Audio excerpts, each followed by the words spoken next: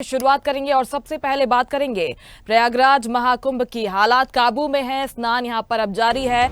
महाकुंभ के हालात पर पीएम मोदी की नजर है। पीएम ने तीसरी बार सीएम योगी से बातचीत की। भगदड़ पर मुख्यमंत्री आवास में योगी ने बैठक की है और पीएम ने हर जरूरी कदम उठाने के निर्देश दिए हैं। सीएम योगी ने अखाड़ा परिषद के संतों से भी बातचीत की। भीड़ कम होने के बाद अखाड़े अब स्नान कर पाएंगे। भगदड़ के बाद सीएम योगी का पहला बयान सामने आया है। उनका ये कहना कि प्रशासनिक अमला मौके पर अब मौजूद है। भगदड़ के बाद महाकुंभ के हालात सामान्य हो गए हैं। महाकुंभ में भक्तों की भारी भीड़ रही। कुछ भक्त गंभीर रूप से घायल बताए जा रहे हैं। हालात पर पीएम के 4 बार फोन आए हैं। मुख्यमंत्री योगी का ये कहना, और ये भी उन्होंने कहा कि प्रयागराज में 8 से 10 करोड़ की संख्या में भक्त मौजूद हैं। बैरिकेड्स आने की वजह से भक्त घायल हुए हैं। मुख्यमंत्री योगी ने श्रद्धालुओं से ये अपील की है कि वो जिस घाट पर हैं वहीं पर स्नान करें, संगम नोस की ओर जाने से बचें, किसी भी अफवाह पर ध्यान न दें। महाकुंभ में हेलीकॉप्टर से भी अब निगरानी की जा रही है। संगम के सभी घाटों पर शांतिपूर्वक स्नान अब किया जा रहा है। भगदड़ के चलते प्रयागराज जाने वाली स्पेशल ट्रेनें रद्द की गई हैं। तो एहतियात के तौर पर अब ये जरूरी कदम उठाए जा रहे हैं। पहला बयान भी मुख्यमंत्री योगी आदित्यनाथ का सामने आ गया है। उन्होंने यही कहा है कि जिस घाट पर आप मौजूद हैं वहीं पर स्नान करें और किसी भी तरह की अफवाह से बचने की उन्होंने अपील की है। ये भी कहा कि पीएम मोदी इस पर संज्ञान ले रहे हैं। 4 बार उनकी तरफ से फोन आया है, बातचीत हुई है। प्रयागराज महाकुंभ में श्रद्धालुजनों की भारी भीड़ है। लगभग 8 से 10 करोड़ श्रद्धालु इस समय प्रयागराज के अंदर मौजूद है। कल भी 5.5 करोड़ श्रद्धालुजनों ने महाकुंभ का स्नान किया था। ये जो भारी दबाव श्रद्धालुजनों के कारण और श्रद्धालुओं के संगम नोच पर जाने के कारण वहां पर एक बना हुआ है, लेकिन पूरा प्रशासन मौके पे वहां मौजूद है। रात्रि को 1 से 2 बजे के बीच में अखाड़ा मार्ग पर, जहां पे अखाड़ों के अमृत स्नान के दृश्य से बैरिकेड्स भी किए गए थे, तो बैरिकेड्स को फांद करके आने में कुछ श्रद्धालु गंभीर रूप से घायल हुए हैं। उन्हें तत्काल हॉस्पिटल में पहुंचा करके उपचार आदि की व्यवस्था उनके लिए की गई है। उनमें से कुछ श्रद्धालु गंभीर रूप से घायल हैं। लगातार प्रशासन स्थानीय स्तर पर श्रद्धालुओं की सकुशल स्नान कराने के से रात्रि को कल सायंकाल 6:30-7 बजे से ही मौनी अमावस्या का मुहूर्त प्रारंभ होने के बाद से ही लगातार लगा हुआ है। प्रयागराज में महाकुंभ में श्रद्धालुजनों के सकुशल स्नान करने, अमृत स्नान के लिए देश भर से आए हुए श्रद्धालुजनों की व्यवस्था के लिए, उनके कुशल क्षेम के लिए आदरणीय प्रधानमंत्री जी का प्रातःकाल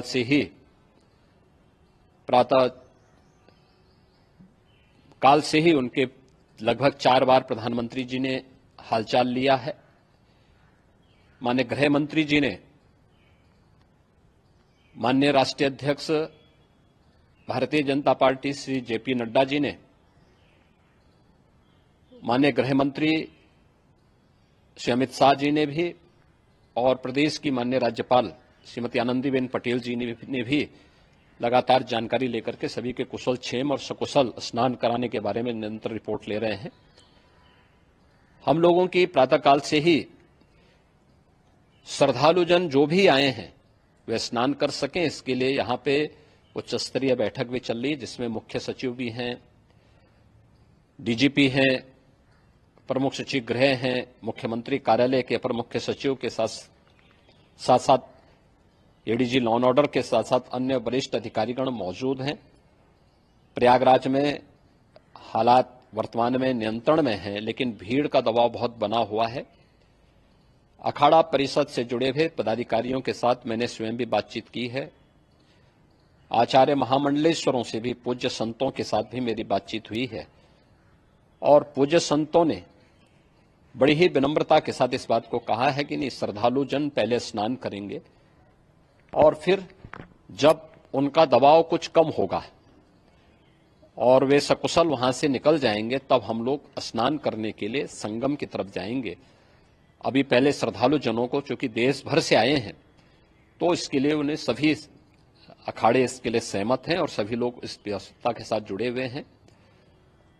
लगातार इस दिशा में हम लोगों का प्रयास है कि जो अब तक प्रातः काल से ही आपने देखा होगा, कल मैंने बताया कि कल लगभग 5.5 करोड़ श्रद्धालु कल महाकुंभ का स्नान किए हैं और आज प्रातः काल तक लगभग 8:30 बजे तक 3 करोड़ से अधिक श्रद्धालु स्नान कर चुके हैं और ये लगातार जारी है। लेकिन संगम नोच पर, अखाड़ा मार्ग पर, नागवासुकी मार्ग पर लगातार दबाव बना हुआ है और वहां पर श्रद्धालु जनों की सुविधा के लिए भी हर प्रकार की वहां पर प्रशासन पूरी मुस्तैदी के साथ लगा हुआ है। और इसीलिए मेरी अपील है पूरे प्रदेशवासियों से, पूरे देशवासियों से और सभी श्रद्धालुओं से भी, सभी पूज्य संतों से भी कि अफवाह पर कोई ध्यान न दें, संयम से काम लें। यह सब आयोजन सभी लोगों का है।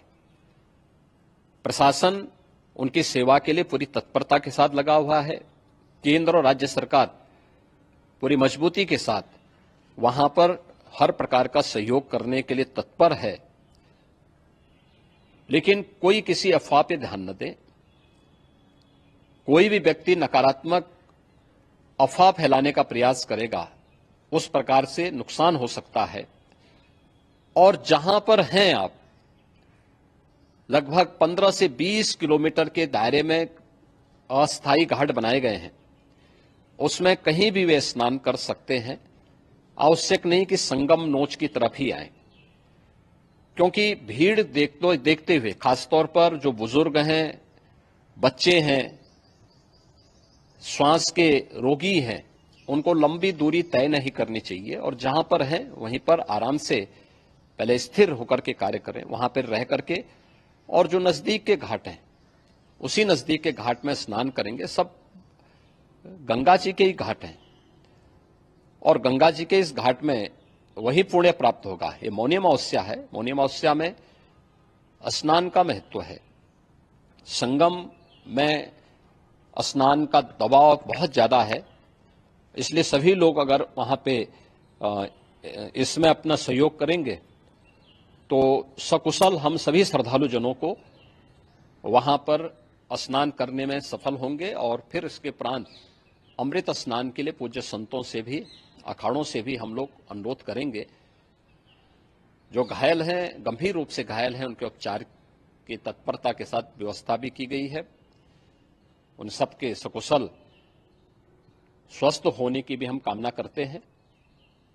लेकिन मेरी अपील होगी कि कोई भी नकारात्मकता न फैलाने दें और न किसी अफवाह पर विश्वास करें। स्थिति नियंत्रण में है। हाँ, दबाव जरूर है, क्योंकि मैंने आपको बताया कि प्रातः काल से सुबह 8:30 बजे तक 3 करोड़ से अधिक श्रद्धालु स्नान कर चुके हैं और पूरे मेला क्षेत्र में अगर हम देखेंगे, प्रयागराज में हम देखेंगे तो लगभग 9 से 10 करोड़ श्रद्धालु इस समय वहां पर मौजूद है, जिसमें से 3 करोड़ यह वापस जा रहा है। इसके लिए रेलवे ने भी मेला स्पेशल लगाई हुई है। प्रातः काल से लगभग 40 मेला स्पेशल प्रयागराज स्टेशन से, जोशी स्टेशन से, अन्य स्टेशन से श्रद्धालुओं को लेकर के सकुशल स्नान कराने के बाद उनको लेकर के गंतव्य की ओर आगे बढ़ी है और लगातार ये प्रक्रिया वहां पर आगे बढ़ाई जा रही है। होर्डिंग एरिया भी बनाए गए हैं। प्रशासन जो वहां पर डायरेक्शन दें, मुझे लगता है सब लोग उसका पालन करेंगे तो सकुशल, क्योंकि पूरा दिन भर देर रात्रि तक अमृत स्नान का मुहूर्त है, मौनी अमावस्या का जो मुहूर्त है पूरे रात्रि भर है, इसलिए ये नहीं हो केवल इस पे कि हम अभी स्नान करेंगे, आवश्यक नहीं, कभी भी आप स्नान कर सकते हैं। तो उस पर जरूर सभी से मेरी विनम्र अपील होगी कि वे लोग उस पर सहयोग करेंगे तो सकुशल सभी को स्नान कराने में और सकुशल इस महापर्व को आयोजित करने में प्रशासन को और शासन को मदद मिलेगी। ये सनातन का भी अमृत काल है और अमृत स्नान में ऐसा संयोग बनता है इस महाप्रयाग कुंभ क्षेत्र में दैवी शक्तियों का, वो घनीभूत होकर के अपने आशीषों से हमें आनंदित, आप्लावित, अनुग्रहित, उपकृत करती हैं। तो जो भी आज मौनी अमावस्या के इस अमृत स्नान में सौभाग्य प्राप्त कर रहे हैं, वे सब मौन पूर्वक जप, तप, ध्यान, भजन पूर्वक स्नान करें। अपने हृदय में भगवान के प्रति अनंत कृतज्ञता का भाव रख करके जो कोई बड़ा दोष जीवन में उसका परित्याग करें और किसी एक बड़े सद्गुण को जीवन में धारण करने का व्रत लें। अपने सनातनी होने का गर्व करें और अनुशासन में भी रहें। कुछ ऐसी जब भीड़ बड़ी होती है तब उस समय यह भी हमें ध्यान रखना होता है कि हमारी किसी भी चेष्टा से कोई भी दुर्घटना ना हो, इसके लिए सब लोग ध्यान देंगे तो सारा अनुष्ठान पूरी निर्बाध गति से, निर्विघ्न रूप से संपन्न होगा। भारी संख्या में श्रद्धालु आ रहे हैं, पवित्र स्नान भी कर रहे हैं सरयू मां में और उसके पश्चात दर्शन की स्थितियां रहेंगी। देर रात तक भी काफी लोग आए हैं। कल और 2 दिन में जिस तरह का तांता रहा है वो हम आज भी इसका आकलन कर रहे हैं कि आज भारी संख्या में कुंभ से लौटने वालों का भी आगमन होगा। हम सबका सहयोग प्राप्त कर रहे हैं, संत समाज के लोगों के साथ संपर्क में हैं और मिलकर के कार्रवाई करा रहे हैं। देखिए, प्रशासन का यही कहना है कि अब हालात काबू में हैं और चूंकि करोड़ों श्रद्धालु वहां पर मौजूद हैं तो उन्हें मैनेज करने के तमाम प्रयास वहां पर किए जा रहे हैं। हालात क्या कुछ ग्राउंड जीरो पर बने हुए हैं। हमारे सहयोगी प्रयागराज से राघवेंद्र जुड़ गए हैं। राघवेंद्र, अब प्रशासन का यही कहना है कि श्रद्धालुओं को आगे बढ़ाया जा रहा है। अब चूंकि जो श्रद्धालु वहां पर मौजूद हैं, स्नान भी शुरू हो चुका है, अखाड़ों का आगे स्नान होना है। फिलहाल वहां पर क्या कुछ स्थिति बनी हुई है, क्या तस्वीरें आप देख पा रहे हैं? योगी आदित्यनाथ जी ने भी श्रद्धालुओं से अपील किया है कि जो जिस घाट पर पहुंचे वहीं पर स्नान करें, क्योंकि भोर में जो 1 से 2 के बीच रात में जो घटना घटी है भगदड़ को लेकर, उसको लेकर पूरा प्रशासन चौकन्ना है और प्रशासन ने ज्यादातर अपील श्रद्धालुओं से किया है कि संगम नोच पर ज्यादा भीड़ न लगाए, क्योंकि वहां पर इतना भीड़ का दबाव बढ़ गया था। बैरिकेडिंग भी लोगों ने फांद कर जो है संगम नोच की ओर जाने का प्रयास किया, क्योंकि वो अखाड़े का मार्ग था, अखाड़ों का मार्ग वहां पर निर्धारित था, किंतु इतनी संख्या में श्रद्धालु वहां पर संगम नोच पर पहुंच गए जिससे भीड़ अनियंत्रित हो गई, इसलिए दुर्घटना घटी। हालांकि जो भी वहां पर घायल हुए हैं श्रद्धालु, उनको तत्काल रेस्क्यू करके केंद्रीय हॉस्पिटल में लाया गया, उनका इलाज चल रहा है। अब स्थितियां पूरी तरह सामान्य है। लोग संगम नोच के साथ साथ जितने भी स्नान घाट बनाए गए हैं हर जगह पहुंच रहे हैं, सुविधापूर्ण स्नान कर रहे हैं। सारी व्यवस्थाएं प्रशासन ने अपने हाथों में संभाल ली और जो एंट्री पॉइंट थे जिससे सीधे जो है संगम की तरफ जो है मूव होती थी, पब्लिक मूव होती थी, श्रद्धालु मूव होते थे, उन एंट्री पॉइंटों को बंद कर दिया गया है। दूसरे मार्गों से दूसरे घाटों तक उनको ले जाया जा रहा है। प्रशासन लगातार अनाउंस कर रही है कि जो श्रद्धालु जहां पहुंचे, जिस गंगा घाट पर पहुंचे, क्योंकि 12 किलोमीटर तक जो है पक्के घाट बनाए गए हैं, दूर दूर से श्रद्धालु आ रहे हैं, देश के कोने कोने से आ रहे हैं मौनी अमावस्या पर्व पर स्नान करने के लिए। तो ऐसी घटना की पुनरावृत्ति ना हो, क्योंकि शाम तक ये स्नान चलेगा। 6:05 तक मौनी अमावस्या का शुभ मुहूर्त है, जो कल शाम 7:32 से शुरू हो गया है। तो लगातार श्रद्धालुओं का क्रम जारी है, स्नान विधिवत तरीके से चल रहा है, कोई अड़चन नहीं है। प्रशासन पूरी नजर बनाए हुआ है। योगी आदित्यनाथ भी पल पल का अपडेट ले रहे हैं। अगर मौके की बात किया जाए, ग्राउंड जीरो की बात किया जाए, तो श्रद्धालुओं का जो तांता है टूटने का नाम नहीं ले रहा है। लगातार श्रद्धालु जा रहे हैं। हालांकि संगम नोच पर जो व्यवस्थाएं कर दी गई है, वहां पर सुरक्षा भी बढ़ा दी गई है। वहां के कई रास्ते बंद कर दिए गए हैं। एक मार्ग से श्रद्धालुओं को वहां स्नान कराने के बाद वापस भेजा जा रहा है, जिससे वहां पर भीड़ का दबाव ना बढ़े। सुचारू रूप से सारे स्नान चल रहे हैं। और जो अखाड़ों ने सुबह ऐलान कर दिया था, रविंद्र पुरी जो अखिल भारतीय अखाड़ा परिषद के अध्यक्ष थे, उन्होंने मीडिया से रूबरू होते हुए कहा था कि अगर श्रद्धालुओं के साथ जो ये दुर्घटना हुई है, जो घायल हुए हैं, उसको चलते हुए भीड़ के दबाव को देखते हुए, श्रद्धालुओं की भारी संख्या को देखते हुए आज वो स्नान न करने का उन्होंने फैसला लिया था। 13 अखाड़े जिनका क्रम 5 बजे भोर से ही प्रशासन ने जारी कर दिया था। 1 घंटे 5 मिनट 1 घंटे इस प्रकार से एक अखाड़ों का क्रम निर्धारित किया गया था स्नान करने का। उन्होंने स्नान करने से मना कर दिया था क्योंकि लगभग 4 से 5 करोड़ श्रद्धालु अब तक स्नान कर चुके हैं और 5 से 7 करोड़ श्रद्धालु स्नानार्थी पूरे मेला क्षेत्र में हैं। तो ये शाम तक संख्या जो 10 करोड़ के अनुमान लगाया गया था ये ध्वस्त हो जाएगी, टूटती हुई नजर आ रही है। इसीलिए इतनी ज्यादा श्रद्धालुओं की संख्या को देखते हुए अखाड़ों ने निर्णय लिया था कि आज जो है अमृत स्नान न करके बसंत पंचमी को स्नान करेंगे। किंतु मेला प्रशासन और अखाड़ों के बीच बैठक चल रही है, मंथन चल रहा है कि अखाड़ों का भी अमृत स्नान कराया जाएगा।